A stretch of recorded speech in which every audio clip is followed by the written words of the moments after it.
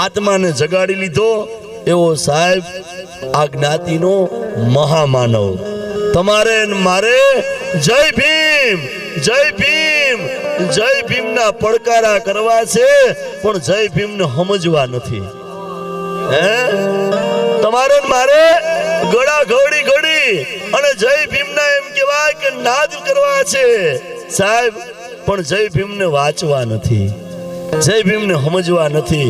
અને જેણે જેણે જય ભીમને વાંચી લીધા, જેણે જેણે જય ભીમને સમજી લીધા સાહેબ, ઈ કલેક્ટરની સામે આંખોમાં આંખું નાખી અને વાત કરી શકે છે સાહેબ.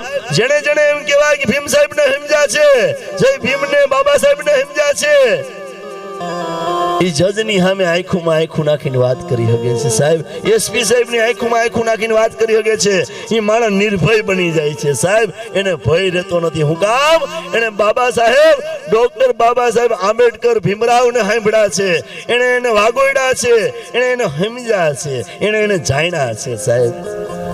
અને તમે હું માત્ર જય ભીમના નારા લગાડીએ છીએ, પણ બે પાના વચ્ચેના એમ કહેવાય બે પૂઠા વચ્ચેના પાના કોઈથી ફફોયરા નથી. એ કબાટમાં પડ્યું છે મહાન પુસ્તક બંધારણ.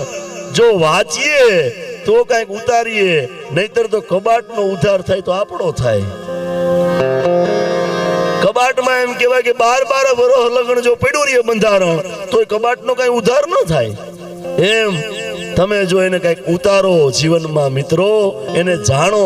અને જેણે જેણે જાણ્યું છે ને એ કલેક્ટર થયા છે, જેણે જેણે જાણ્યું છે ને એ ક્લાસ 1 અધિકારી થયા છે, જેણે જેણે જાણ્યું છે ને સાહેબ એ મોટા મોટા ઓફિસરો થયા છે, જેણે જેણે એમ કહેવાય કે બાબા સાહેબને મગજમાં ઉતાર્યા, જીવનમાં ઉતાર્યા, જીવન શૈલીમાં ઉતાર્યા, એને તો એમ કહેવાય કે સમાજ માટે થઈ નોખા કેળા પાડ્યા છે.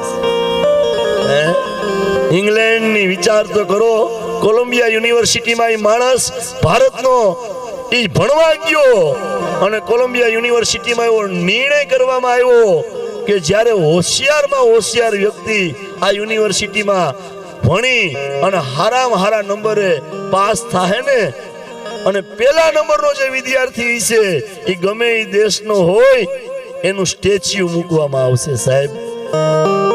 આજ પણ વિચાર તો કરો, વિદેશની ધરતી માથે ઈ ભારતના મહામાનવનું સ્ટેચ્યુ મૂકવામાં આવ્યું છે, અને આખી દુનિયાને સલામ કરવી પડે છે.